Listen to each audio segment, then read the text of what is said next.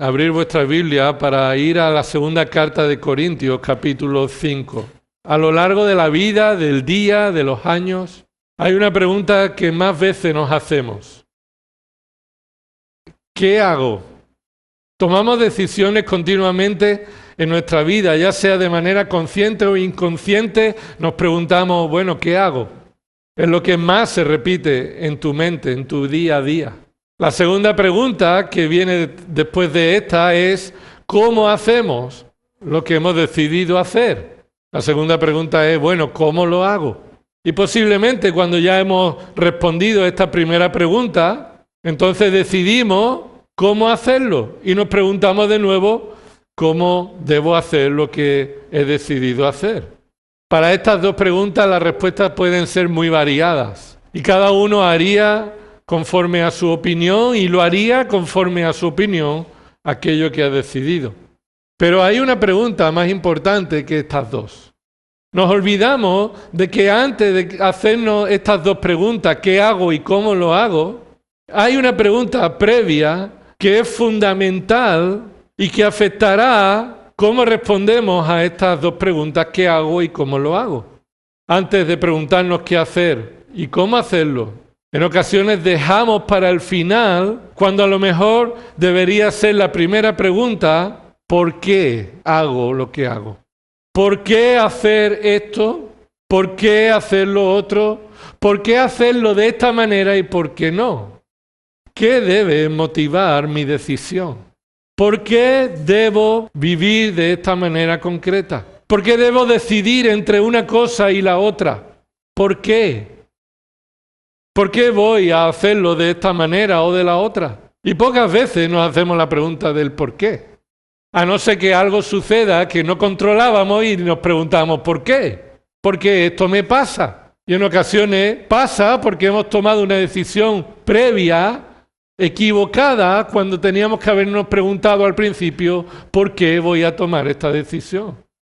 Si nos hacemos la pregunta de ¿por qué? Antes que cualquier otra cosa, en lugar de dejarlo para el final, en muchas ocasiones nuestras decisiones serán acertadas. La pregunta fundamental que debemos recordar, hacernos continuamente en nuestra vida debe ser ¿por qué? ¿Por qué? En ocasiones encontramos la respuesta a qué debo hacer, pero porque no está motivado correctamente, entonces tomamos otra decisión diferente. En esta mañana vamos a meditar cómo debemos responder a esta pregunta. ¿Por qué? Y esta pregunta solamente tiene una respuesta. ¿Qué hacemos? Y cómo lo hacemos puede tener muchas respuestas. ¿Por qué hacerlo así o asado? Solamente tiene una respuesta. ¿Por qué hago lo que hago? ¿Y cuál debe ser la razón? Ese por qué me muestra la razón que debe guiar mi vida. Y sin duda esta es una pregunta fundamental para ti y para mí también. No solamente el por qué, sino el para qué, ¿verdad? ¿Para qué hacemos las cosas? ¿Cuál es el propósito que buscamos? Y eso ya lo estuvimos viendo el domingo pasado. ¿Para qué hacemos las cosas? Solamente hay una respuesta, para la gloria de Dios. Sin duda, para la gloria de Dios es que hacemos todo. El creyente vive para la gloria de Dios. Porque de Él, por Él y para Él son todas las cosas. Romanos 11:36. Y a Él debe ser la gloria dada. Porque aquel que es poderoso para guardarnos sin caída, como vimos el domingo pasado, y presentarnos delante de su gloria sin mancha, con gran alegría, a Él, al único y sabio Dios, sea la gloria, el imperio, el honor, la majestad, ahora y por siempre. Amén.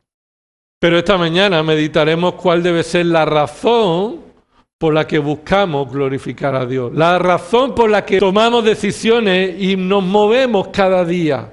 ¿Por qué hacer esto? ¿O por qué dejar de hacer esto? ¿Qué capacita al creyente para vivir una vida que agrada a Dios?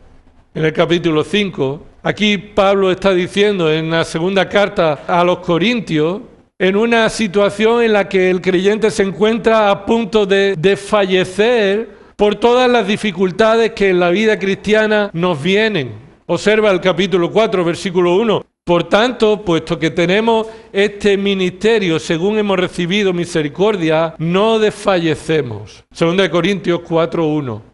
Y ahí él dice en el versículo 2, observa, sino que hemos renunciado a lo oculto y vergonzoso, no andando con astucia ni adulterando la palabra de Dios, sino mediante la manifestación de la verdad, nos reencomendamos a la conciencia de todo hombre en la presencia de Dios. No desfallecemos renunciando a lo oculto y vergonzoso, no andamos con astucia, no adulteramos la palabra.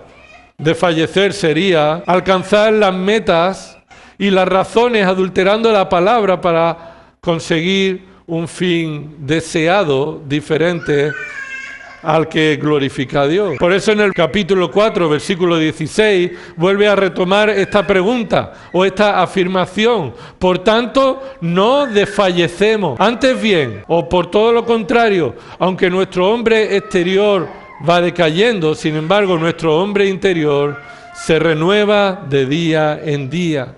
Y esta renovación no solamente tiene que ver con la renovación de nuestro cuerpo, sino también la renovación de nuestro espíritu, de nuestra mente, de nuestra alma. Y continúa diciendo en el capítulo 5, observa, versículo 5, capítulo 5, versículo 5, y dice, y el que nos preparó para esto mismo es Dios, quien nos dio el Espíritu como garantía. Por tanto, animados siempre y sabiendo que mientras habitamos en el cuerpo estamos ausentes del Señor, porque por fe andamos, no por vista, pero cobramos ánimo y preferimos más bien estar ausentes del cuerpo y habitar con el Señor. Ahí hay dos acciones, dos alternativas, dos situaciones diferentes. Estamos ausentes del Señor y vivimos en este cuerpo por fe, como hemos cantado. Pero estamos animados y preferimos tener nuestra mente puesta en el día en que estemos con el Señor. Ahora, versículo 9. Por eso, ya sea presente o ausente, es decir, ya sea que estés viviendo o que ya hayas muerto y estés en la presencia del Señor, Pablo aquí señala cuál es la ambición que debe tener el creyente. ¿Cuál es la ambición del creyente? Serle agradables a Dios. Es decir, la ambición del creyente mientras estás viviendo aquí y por toda la eternidad será agradar a tu Señor, serle agradable a Él. Esta es tu ambición, esta es tu esfuerzo, tu obsesión. El creyente debe estar obsesionado por agradar a Dios. Y ahora continúa diciendo el versículo 10, porque todos nosotros debemos comparecer ante el tribunal de Cristo. Así que serle agradable con la mirada puesta en que un día estaremos delante de su tribunal. No es cualquier cosa. Es ante la realidad de que un día estaremos en el tribunal de Cristo y deseamos, ambicionamos serle agradable. Versículo 10, todos nosotros los creyentes debemos comparecer ante el tribunal de Cristo para que cada uno sea recompensado por sus hechos estando en el cuerpo, de acuerdo con lo que hizo, sea bueno o sea malo. Y este tribunal no es tribunal para condenación, ya que hemos sido librados de la condenación, sino un tribunal de Cristo en el que seremos recompensados por cómo vivimos en esta tierra. Por tanto, Pablo dice, ambicionamos serle agradable con la mirada puesta de que un día daremos cuentas a Él de lo que hacemos. Así que en el párrafo del 11 al 17 encontraremos la razón de por qué debemos vivir una vida para agradar a Dios. ¿Por qué nuestra ambición debe ser agradar a Dios? Vamos a leer versículo 11 hasta el 17. Para responder esta pregunta. ¿Cuál es la razón por la que hacer o no hacer algo para agradar a Dios? Por tanto, conociendo el temor del Señor, persuadimos a los hombres, pero a Dios somos manifiestos. Y espero que también seamos manifiestos a vuestras conciencias.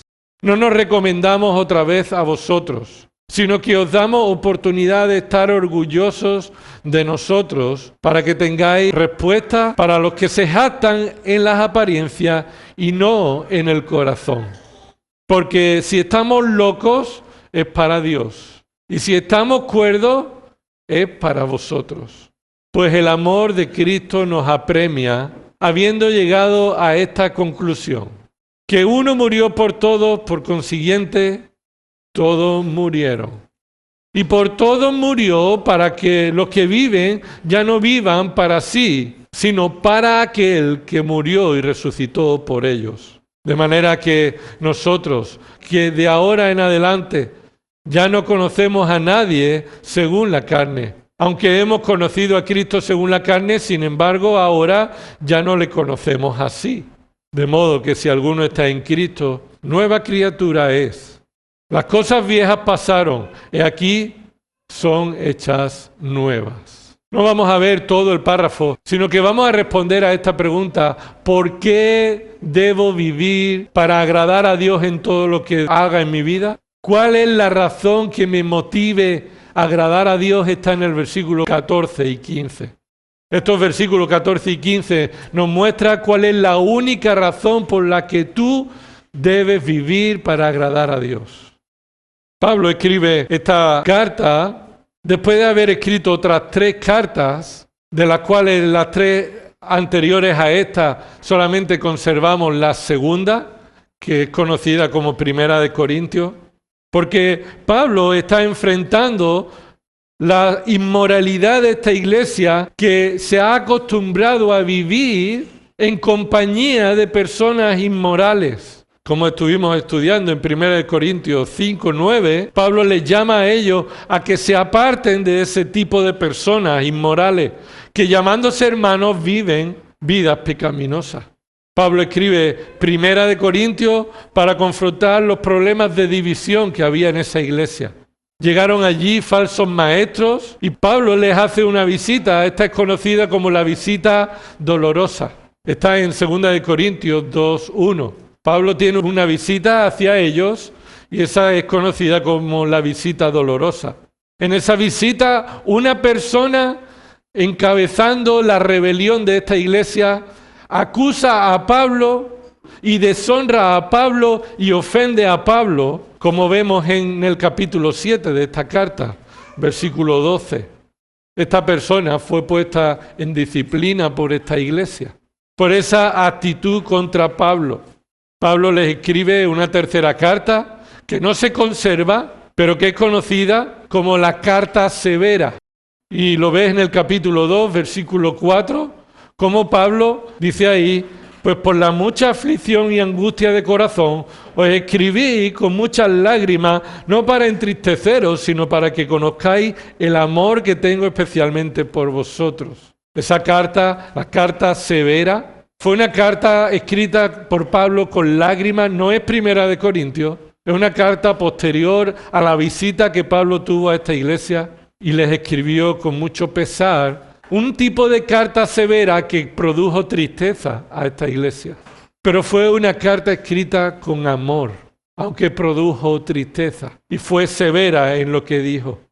Así que Pablo recibe la noticia con la visita de Timoteo. 2 Corintios capítulo 7, versículo 7 dice ahí: y no solo con su llegada, es decir, no solamente Dios consoló a Pablo con la llegada de Tito, sino que también con el consuelo con que él fue consolado en vosotros, haciéndonos saber vuestro gran afecto, vuestro llanto y vuestro celo por mí, de manera que me regocijé aún más. Y continúa ahí diciendo: porque si bien os causé tristeza con mi carta, no me pesa, no me lamento, aun cuando me pesó, cuando escribió la carta, pero veo que esa carta os causó tristeza, aunque solo por un poco de tiempo. ¿Por qué? Dice ahí el versículo 9. Pero ahora me regocijo, no de que fuisteis entristecidos, sino que fuisteis entristecidos para arrepentimiento. Pablo recibe la noticia de Tito, es decir, Pablo, aquella carta que le escribiste a la iglesia, después de haber sufrido la deshonra de esta iglesia, una iglesia que Dios utilizó a Pablo para predicar el evangelio en Corinto, una iglesia que recibió durante 18 meses a Pablo instruyendo a esta iglesia, una iglesia que se rebeló contra el liderazgo, contra Pablo, una iglesia que se dejó llevar por falsos maestros y entonces acusaron a Pablo incluso de loco. Por eso lo que hemos leído, si estábamos locos, es para Dios. Porque acusaban a Pablo de estar loco. Como le dijeron a aquel dirigente, Pablo, las muchas letras te han vuelto loco. Dice, ya sea loco o cuerdo, este es mi propósito, serle agradable a Dios. Pablo es consolado porque esta iglesia, después de ser entristecido cuando fue confrontado por la carta de Pablo, esa tristeza le llevó al arrepentimiento genuino. Y por eso dice el versículo 7, que le consoló al saber, por medio de Tito, el gran afecto, vuestro llanto y vuestro celo por mí, algo que había perdido esta iglesia por Pablo. Así que Pablo escribe esta segunda carta con la intención de reafirmar este arrepentimiento. Escucha, una iglesia que se ha arrepentido porque se ha dejado llevar por la influencia de hombres influyentes, pecaminosos, que parecían ser apóstoles y querían ser como los apóstoles, pero no lo eran. Es una iglesia que necesitaba ser animada y reafirmar estas verdades para que la actitud rebelde que todavía podría mantenerse en la iglesia no volviera a relucir. Por tanto, le reafirma verdades espirituales que son fundamentales en la restauración de las relaciones, hermanos. Cuando hay una dificultad en las relaciones, hay necesidad de aplicar disciplina. Hemos visto en este mes pasado la responsabilidad de estar advertido y vigilante. Pero ¿qué sucede cuando hay una restauración? ¿En base a qué debemos basar nuestra vida y nuestra restauración? En el conocimiento del amor de Cristo. El conocimiento del amor de Cristo. Hermano, es el amor de Cristo que responde a la pregunta de ¿por qué hago lo que hago? ¿Por qué hago lo que hago? ¿Por qué quiero serle agradable a Dios? La respuesta es por el amor que he recibido de Cristo. Observa ahí en el versículo 14, 2 Corintios 5, 14. Pues el amor de Cristo nos apremia, habiendo llegado a esta conclusión, que uno murió por todos, por consiguiente todos murieron. Y por todos murió para que los que viven ya no vivan para sí, sino para aquel que murió y resucitó por ellos. Sé que es un versículo conocido, pero en esta mañana vamos a responder claramente a esta pregunta por medio de lo que este versículo nos dice. ¿Por qué? ¿Por qué deseamos ser agradables a Dios? ¿Por qué debemos hacer lo que hacemos? ¿Por qué debemos observar cómo hacer lo que hacemos? ¿Por qué vamos a tomar una decisión u otra? ¿Por qué voy a ordenar mi vida bajo los parámetros que voy a ordenar? ¿Por qué voy a dedicar mi tiempo a lo que voy a dedicar? ¿Por qué voy a dedicar mis recursos a lo que lo voy a dedicar? ¿Por qué voy a servir al Señor? ¿Por qué decido dejar de servir al Señor? ¿Por qué debo serle agradable a Él? Porque el amor de Cristo me tiene preso. Porque el amor de Cristo me controla. Porque el amor de Cristo me lo exige.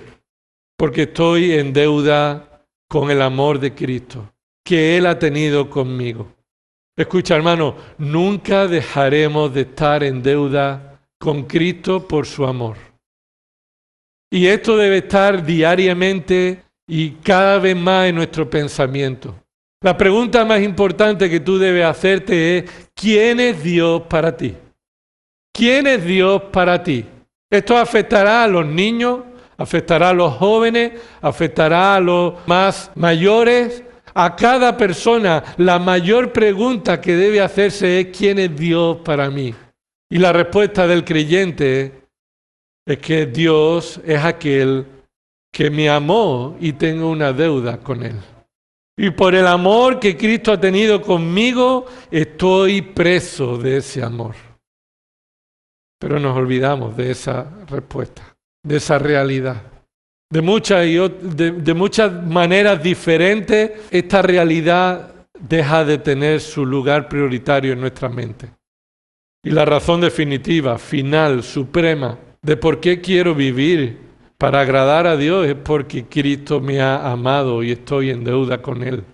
Observa dos partes en estos dos versículos sobre el amor de Cristo. En primer lugar, el efecto del amor de Cristo. En segundo lugar, el conocimiento del amor de Cristo. Dos realidades que vemos en estos dos versículos. El efecto del amor de Cristo. En segundo lugar, el conocimiento del amor de Cristo. ¿Qué efecto produce el amor de Cristo en el creyente? Pablo habla aquí en primera persona del plural. Por eso dice el versículo 14, pues el amor de Cristo nos apremia. Así que lo que Pablo aquí está diciendo no tiene que ver con su experiencia, no tiene que ver con que es algo que solamente le sucede a él, o le sucede a los apóstoles, o le sucede a algunos creyentes. Escucha, el efecto del amor de Cristo en el creyente es igual para todos. Todos estamos presos del amor de Cristo. El amor de Cristo es la razón por la que hacemos lo que hacemos. ¿Por qué hacemos esto? Por el amor de Cristo. ¿Qué efecto produce este amor de Cristo en nosotros? Versículo 14. Pues el amor de Cristo, que dice ahí, nos apremia. Este verbo significa nos controla o nos domina, como lo estuvieron los habitantes de la zona gadarena. ¿Recordáis cómo el Señor sacó los demonios de un hombre gadareno que rompía incluso las cadenas, tenía atemorizada a la gente de allí? El Señor viene, libera a este hombre de la atadura de los demonios que estaban con él, y esos demonios pasan a un hato de cerdos. Esos cerdos se desploman y toda esta fama se extiende por la zona hasta el punto que en Lucas leemos que los habitantes de aquella zona, movidos por el gran temor que tenían, le piden a Jesús que se vaya de allí. Ahí vemos a esas personas apremiados por el gran temor que les llevaba a decirle a Jesús que se fuera. El gran temor que te domina, que te controla. No puedes dejar de tener temor. Es una de las formas en la que podemos ver cómo el amor de Cristo nos apremia, nos controla mucho más que cualquier miedo que tú no puedas controlar. El amor de Cristo nos controla, nos domina mucho más que cualquier temor. Este verbo, apremiar, es lo mismo que sufrió la suegra de Simón Pedro.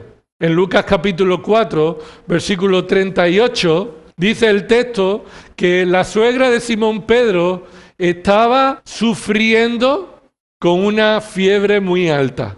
Esa palabra sufriendo es la misma palabra que se utiliza aquí en 2 Corintios 5.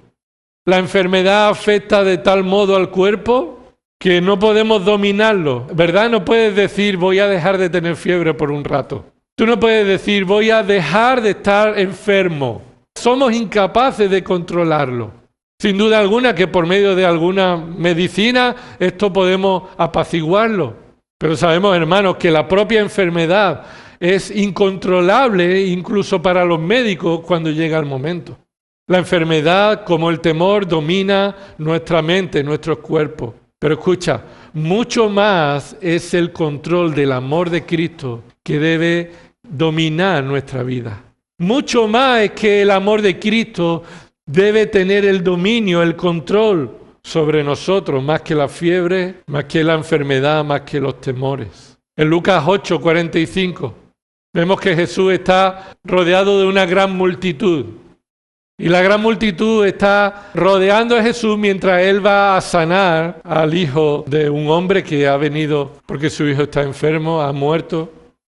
Y mientras va por el camino, Jesús pregunta, ¿quién me ha tocado? ¿Recuerda eso? Una mujer afectada por una enfermedad que se había gastado todo su dinero y los curanderos no habían podido sanarla. Esa mujer se acercó y tocó el manto de Jesús. Cuando Jesús pregunta, ¿quién me ha tocado? Los discípulos se sorprenden, ¿verdad? Y dicen, Señor, ¿por qué pregunta quién te ha tocado? Le dicen, la multitud te apremia. Utiliza esta misma palabra. La multitud te apremia y te oprime. Oprimir es apretar, pero apremiar es rodear a Jesús de tal manera que Jesús no puede andar en la dirección que Él quiera, estar controlado por una multitud que te lleva en una dirección concreta. El amor de Cristo nos constriñe, como dice la Reina Valera. Esto es, crea una presión en mí que no puedo librarme de ella. No puedo ignorar el amor de Cristo a la hora de vivir la vida.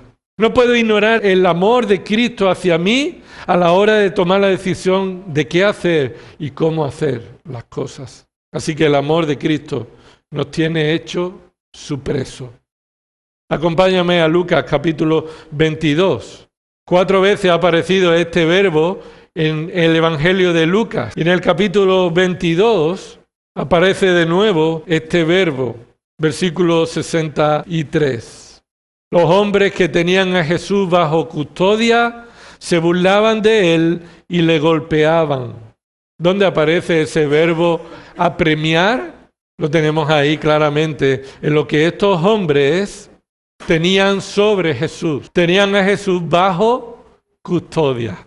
Es decir, el amor de Cristo me tiene preso. Como estos hombres tuvieron preso a Jesús y aprovecharon esa situación para burlarse de él, para golpearle, para abusar de su poder. Todas estas son formas en las que entendemos qué está expresando el apóstol Pablo de cómo el amor de Cristo afecta a la vida del creyente. El amor de Cristo me ha hecho su prisionero. El amor de Cristo no se burla de nosotros, no nos domina para hacernos daño. El amor de Cristo es aquel dominio que está sobre el creyente para dirigirlo en el camino agradable. Y Pablo solo usa esta palabra 2 veces en todas sus cartas. Esta palabra de el amor de Cristo me apremia. Este efecto del amor de Cristo en el creyente de controlarlo solamente lo utiliza aquí y en Filipenses capítulo 1, versículo 23. Filipenses capítulo 1, versículo 23. En el versículo 21, Pablo está escribiendo, y sin duda sabéis que Pablo cuando escribe esta carta está preso, y es la carta que se conoce como la carta del gozo, porque no hay mejor gozo que vivir para Cristo. Y dice ahí Filipenses capítulo 1, versículo 23, versículo 21, pues para mí el vivir es Cristo y el morir es ganancia. Pablo está diciendo con esa frase que el único motivo por el que vive es para obedecer y glorificar a Cristo. Lo que para otros la muerte puede significar la pérdida, Pablo lo considera una ganancia. Cristo es el centro de su vida y su muerte.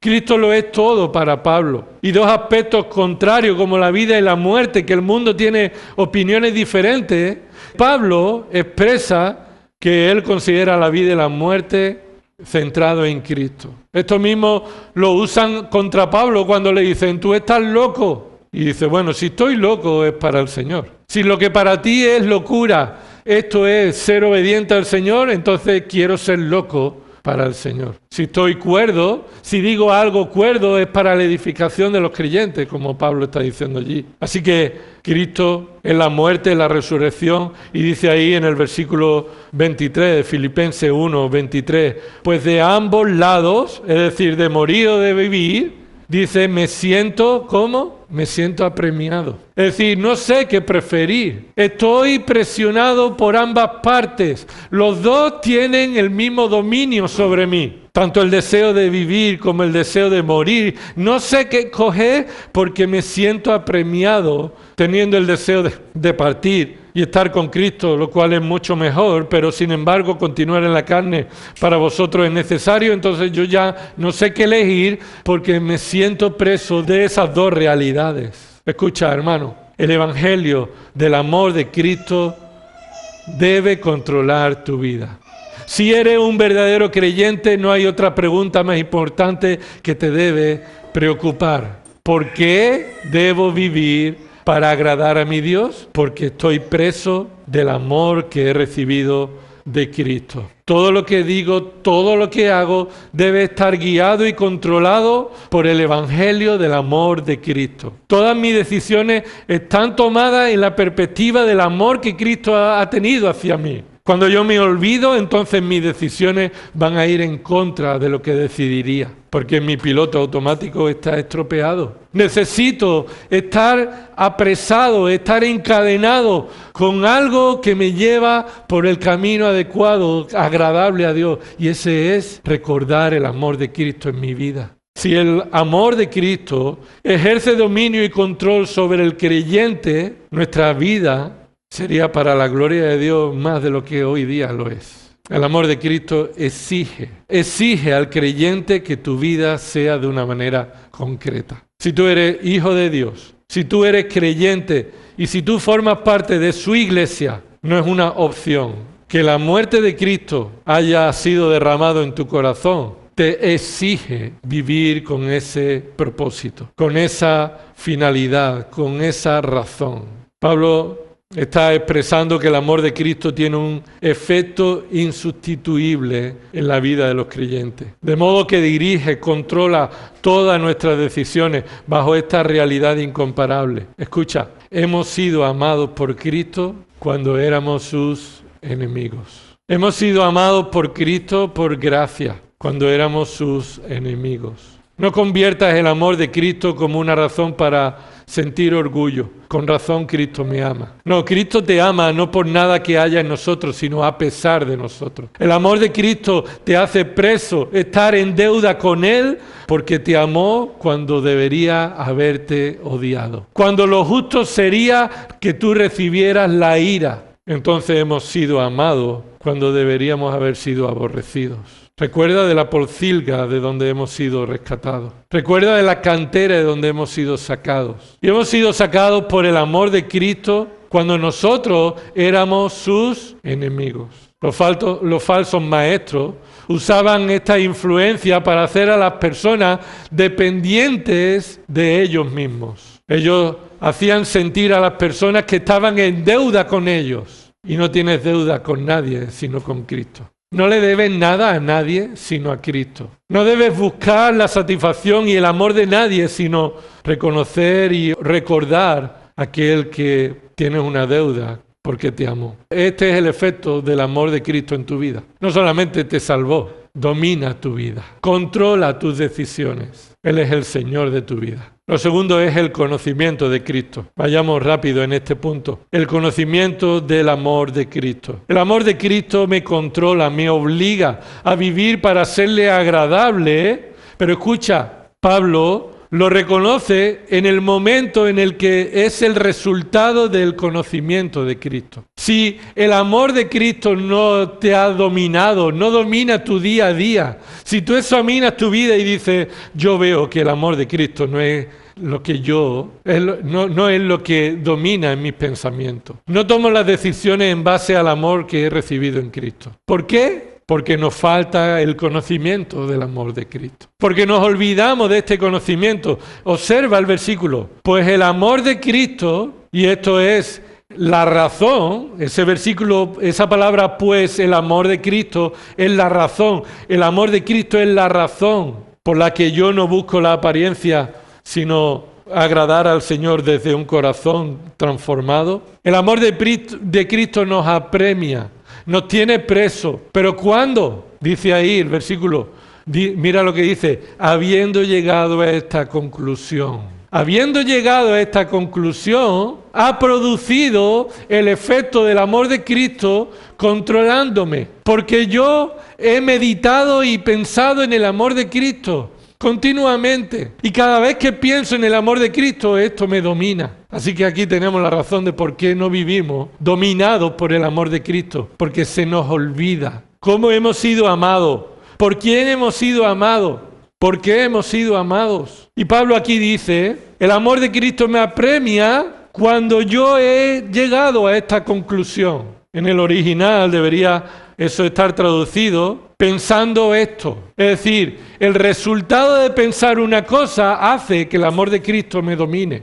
¿Qué es lo que debe ser nuestro pensamiento? Habiendo llegado a una conclusión, es la forma en la que el amor de Cristo nos domina. El amor de Cristo nos domina y nos exige vivir para agradar a Dios porque hemos llegado a ser conscientes de la realidad de su amor en nosotros. Todavía no sabemos cómo el Señor nos ha amado. Tenemos un concepto muy pequeño y bajo del amor de Cristo, porque todavía tenemos un concepto muy elevado de nosotros mismos. Lo que caracteriza a un creyente dominado por el amor de Cristo es que crece en la meditación y en la conciencia, en el conocimiento del amor de Cristo. No se le va de la cabeza directamente. Nos dedicamos a lo que queremos hacer para agradar a Dios cuando reconocemos que somos su esclavo. Míralo en 1 Corintios 7:22, recuérdalo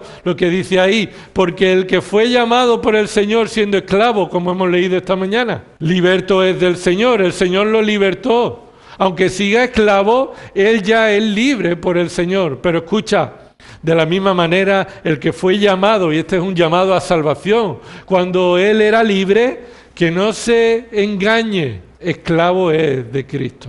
Somos esclavos de Cristo. ¿Por qué? Porque el amor que Él tiene por nosotros ha sido un amor sin merecimiento. Un amor que nos hace tener una deuda de por vida con Él, que tú no podrás pagar. Pero escucha, como no puedo pagar la deuda, la ignoro. Es lo que hacemos. No puedo pagar la deuda con la que el Señor me ha amado. No tengo forma de pagar lo que tú me has dado, Señor. Así por eso vivo como me da la gana. Eso es lo que en muchas ocasiones hacemos. Reconocemos que como no tenemos forma de agradecer a Dios lo suficiente con las bendiciones que Él nos ha dado, entonces menospreciamos nuestra vida y no vivimos teniendo una deuda con Él. Somos esclavos de Cristo en 3 aspectos de su amor que no debemos olvidar. 3 aspectos del amor de Cristo que no debemos olvidar y vemos aquí en estos 2 versículos. En primer lugar, es un amor único, el mismo sacrificio de amor. Es un amor de un solo sacrificio. Versículo 14.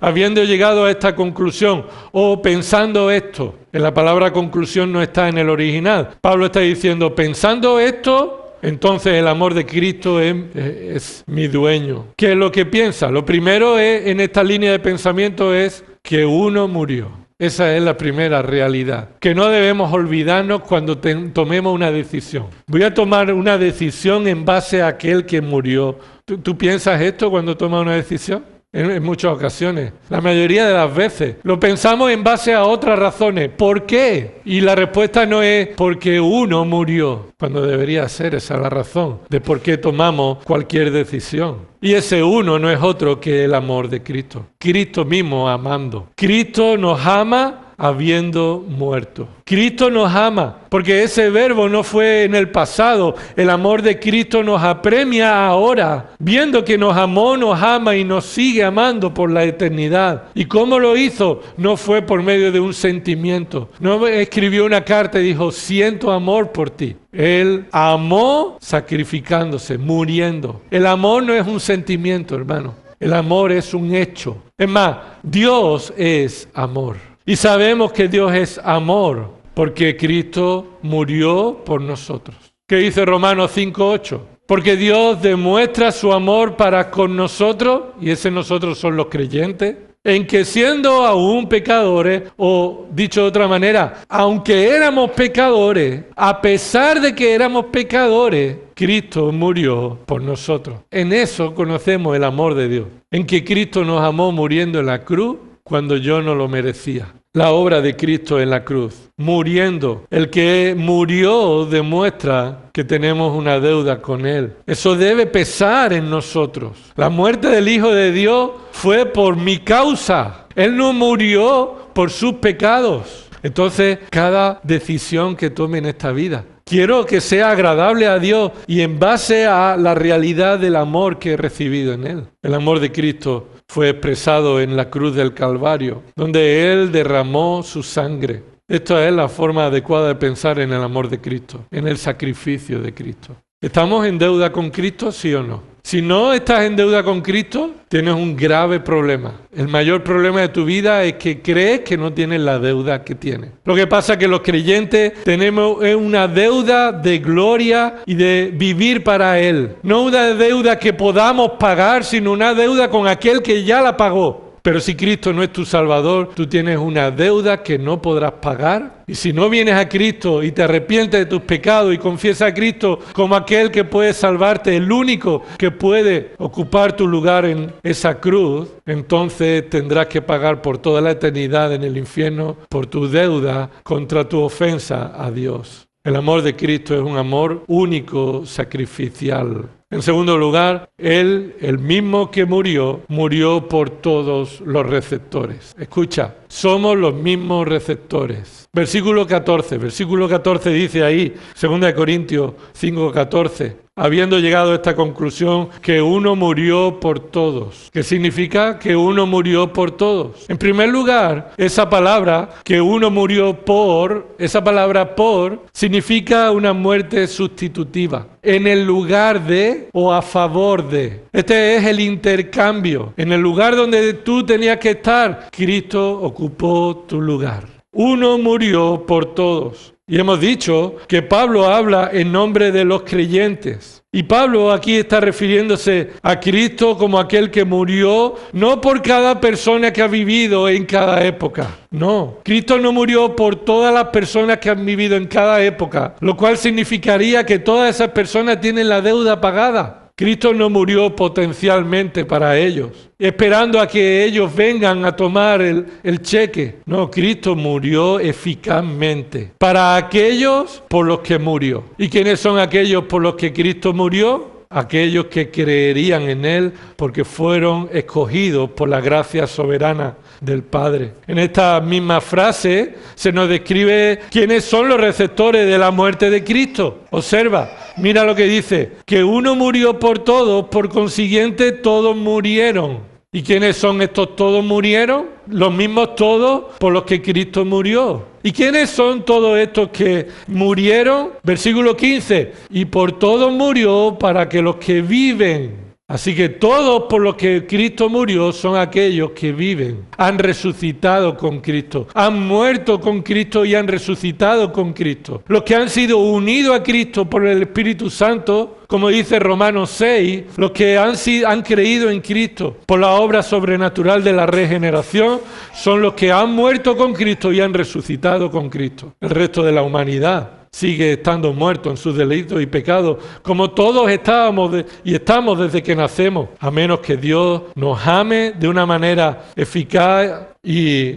por medio de su muerte, Él ha muerto por todos los escogidos. Isaías 53:6 dice, todos nosotros nos descarriamos como ovejas, nos apartamos cada cual por su camino. ¿Quién está hablando aquí? El pueblo de Israel en el futuro. Todavía el pueblo de Israel no ha dicho esto. El pueblo de Israel lo dirá en el futuro, cuando Dios lo salve a toda la nación. Entonces la nación entenderá que aquel que mataron era el Hijo de Dios, el Cordero. Y cantarán este cántico, Salmo 53. Cantarán en un tiempo verbal pasado. Mira, dice el versículo 6, todos nos descarriamos como ovejas, nos apartamos cada cual por su camino, pero el Señor hizo que cayera sobre él la iniquidad de todos nosotros. No de todo el mundo. No todo el mundo haya sido pagado y librado de su deuda, sino de aquellos que Dios ha salvado y ha unido en Cristo para que mueran con Él en la cruz y resuciten con Él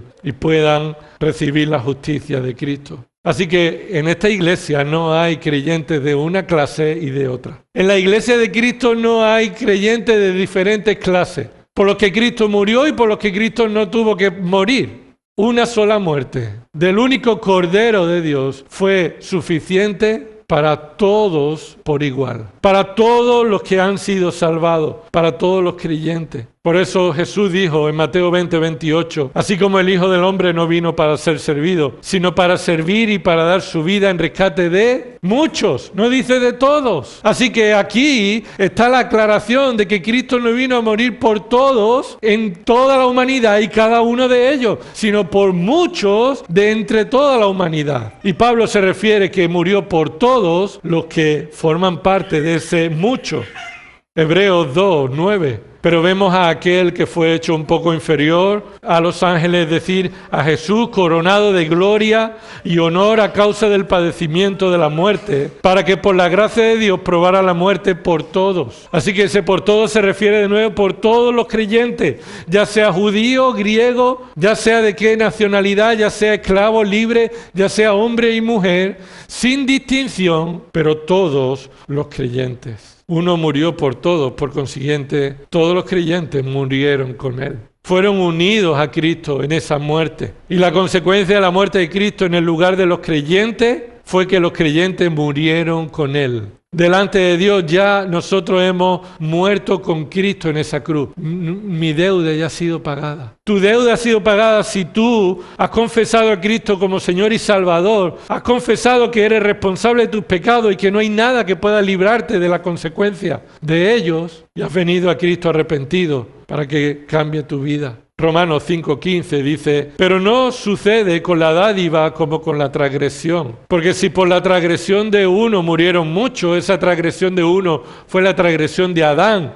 Y muchos murieron, estos son los que están identificados con Adán. Todos los que estaban en Adán murieron. Dice, mucho más la gracia de Dios y el regalo que Dios dio por gracia de un hombre, Jesucristo, abundaron para los muchos esta gracia, para los que están en Cristo, para los que unidos a Cristo ya hemos muerto con Él. Porque ninguno de nosotros vive para sí mismo y ninguno muere para sí mismo. Romanos 5:8 dice, pues si vivimos para el Señor, vivimos. Romanos 14:8. Pues si vivimos para el Señor, vivimos. Y si morimos, para el Señor morimos. Por tanto, ya sea que vivamos o que muramos, ¿qué? Lo sabemos de la canción de cuando éramos pequeños. Somos del Señor. Es lo que Pablo dice, ya sea que yo sea loco o cuerdo, yo soy del Señor. Ya sea que yo viva o muera, la respuesta más importante de mi vida es ¿quién es Dios para mí? Mi dueño, mi Señor. Y estoy en deuda con Él y su amor conmigo me ha hecho su esclavo. Debemos vivir la vida cristiana sometidos entonces por el propósito del amor de Cristo. Este es el tercer aspecto del amor de Cristo, su propósito. No termina este versículo 15 sin mostrarnos que aquellos que hemos muerto y resucitado con Cristo, lo hemos hecho para un propósito. Obsérvalo ahí. Y por todos murió, lo vuelvo a repetir, por todos los creyentes murió, en el lugar de todos los creyentes murió, para que los que viven, los que han nacido de nuevo, ya no vivan para sí, sino para aquel que murió y resucitó por ellos. La razón por la que Cristo nos amó y murió y resucitó por nosotros es para que nosotros cambiemos de vida. Antes vivíamos para nosotros y ahora debemos vivir para aquel que murió y resucitó por nosotros, en el lugar de nosotros. Pero en muchas ocasiones, si no meditamos en este amor, nuestra vida se caracteriza por la primera parte del versículo 15, lo que deberíamos abandonar para que no vivamos para nosotros. Nos olvidamos del amor de Cristo y por eso vivimos para nosotros, para nuestra satisfacción. Respondemos qué debo hacer, cómo lo debo hacer, con la única respuesta, ¿sabes? Porque es lo que me apetece hacer. Porque es lo que yo quiero hacer, porque es lo que me gusta hacer, porque es lo que me agrada, sin pensar si es lo que agrada a aquel que murió y resucitó por mí. Si es lo que glorifica, si es lo que Él me manda, me enseña. Y ninguno de nosotros somos diferentes, tenemos el mismo propósito. Tenemos la misma razón por la que Cristo murió y resucitó por nosotros, para que tú y yo vivamos bajo la realidad de que tenemos una deuda con Él. No te sientas incómodo con reconocer que tenemos una deuda con Dios. Tenemos una deuda que Él ya ha pagado. Y nuestra vida debe manifestar nuestra gratitud y estar preso del amor que hemos recibido. Debemos vivir, no como antes se decía, la corriente de 125, ¿verdad? Nosotros debemos vivir como creyentes de 2:20, de Gálatas 2:20. Con Cristo he sido crucificado juntamente. Y esa es la realidad que me lleva a decir, y ya no soy yo el que vive, sino que Cristo vive en mí. ¿Y qué significa entonces? que la vida que ahora vivo en la carne, la vivo por fe en el Hijo de Dios, el cual me amó y se entregó a sí mismo por mí. Hermano, la iglesia no existe para ti. Lo que hacemos aquí no es para tu agrado. No formamos parte de la iglesia para sentirnos contentos. No formamos parte de la iglesia para sentirnos útiles. No formamos parte de la iglesia de Cristo para buscar nuestra gloria. Formamos parte de la iglesia aquellos que en lugar de ser egocéntricos, por el amor de Cristo vivimos para aquel que murió y resucitó por nosotros. No podemos formar parte de la iglesia con esta actitud egocéntrica sin que esto afecte a la unidad de la iglesia. Surgen problemas y diferencias entre nosotros porque no tenemos puesta nuestra mirada en Cristo, en el amor que hemos recibido en Él. Surgen problemas entre nosotros porque buscamos antes nuestros deseos que los de nuestros hermanos. Todas las cosas son hechas nuevas, ha dicho ahí al final del párrafo. Porque Dios está transformándonos a la imagen de Cristo. Y progresivamente entonces nosotros estamos siendo transformados a la imagen de aquel que nos amó. Examina tu vida, hermano, para saber si el amor de Cristo es lo que te controla, lo que te domina. Y si no es así, es que hemos olvidado, hemos dejado de pensar en el amor que Cristo ha demostrado por nosotros y la deuda que tenemos con aquel que murió y resucitó por nosotros. Esta vida no se trata de nosotros, se trata de Él. Se trata del Maestro, se trata de aquel que no es solo nuestro Salvador, sino nuestro Señor. Y cuando vemos el amor que ha tenido con nosotros sin merecerlo, y esto no te hace ser esclavo, está bajo su control, hay muchas razones para dudar que en realidad somos hijos suyos. Vivir la vida es para agradar a Dios. Deseamos serle agradable, y esto es solo exclusivamente por medio de estar sometidos bajo el dominio del amor de Cristo. No es que hacemos las cosas porque amamos a Cristo. Lo que aquí el Espíritu Santo nos está diciendo es que hacemos las cosas porque Él nos ha amado a nosotros. Y sin duda el amor de Cristo en nosotros, eso nos lleva a poder amar a los demás. Terminamos leyendo 1 de Juan capítulo 4. Acompáñame para ver cómo esto debe afectar entonces nuestra vida. 1 de Juan capítulo 4, versículo 7. Amados, amémonos unos a otros. ¿Por qué? Porque el amor es de Dios. Y todo el que ama es nacido de Dios y conoce a Dios. El que no ama no conoce a Dios porque Dios es amor. En esto se manifestó el amor de Dios con nosotros, en que Dios ha enviado a su Hijo unigénito al mundo para que vivamos por medio de Él. En esto consiste el amor, no en que nosotros hayamos amado a Dios, sino en que Él nos amó a nosotros y envió a su Hijo como propiciación por nuestros pecados. Amados, si Dios nos amó así, también nosotros debemos amarnos unos a otros. A Dios nadie le ha visto jamás. Si nos amamos unos a otros, Dios permanece en nosotros y su amor se perfecciona en nosotros. En esto sabemos que permanecemos en Él y Él en nosotros, en que nos ha dado de su Espíritu.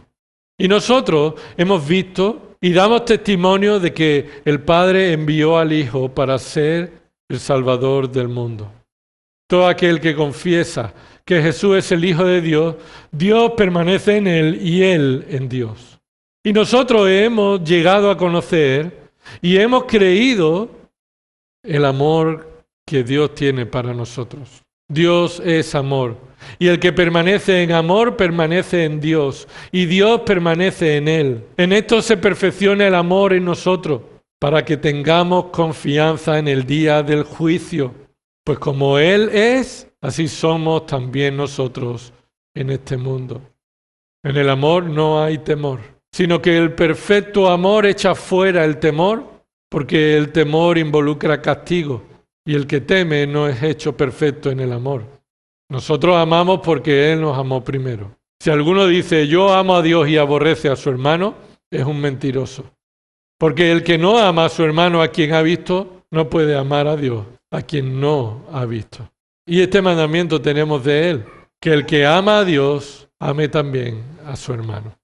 Vamos a orar. Señor, te damos gracias por tu amor que podemos ver al participar de este pan y este vino. Queremos recordar tu amor, el amor de Cristo hacia nosotros, su muerte y resurrección, no solo en estos momentos en el que nos acercamos a tu mesa, examinamos nuestras vidas, si es agradable a ti, cómo debemos responder cuando estemos delante de tu juicio, de tu tribunal. Ayúdanos, Señor, a vivir continuamente, a crecer en el conocimiento de este amor que has tenido con nosotros, para que tú tomes el absoluto control de nuestros pensamientos, nuestras decisiones, nuestras preferencias, nuestros deseos, nuestros gustos, Señor, que estén bajo el control del amor de Cristo. Y si hay alguna persona que aparenta ser hijo tuyo, pero en realidad no ha nacido de nuevo y no ha venido a tus pies sometido ante tu señorío, que no puede seguir viviendo de la misma forma y declarar que tú eres su Salvador, sino que debe vivir conforme a tu voluntad, Señor, trae salvación para tal persona. Dale convencimiento de pecado y que no puede de ninguna de las maneras pagar la deuda que tiene contigo por su pecado, sino que solo en Cristo la deuda es pagada por completo. Que esta sea la forma en la que nosotros vivamos, conscientes de la deuda que tenemos contigo. En el nombre de Jesús. Amén.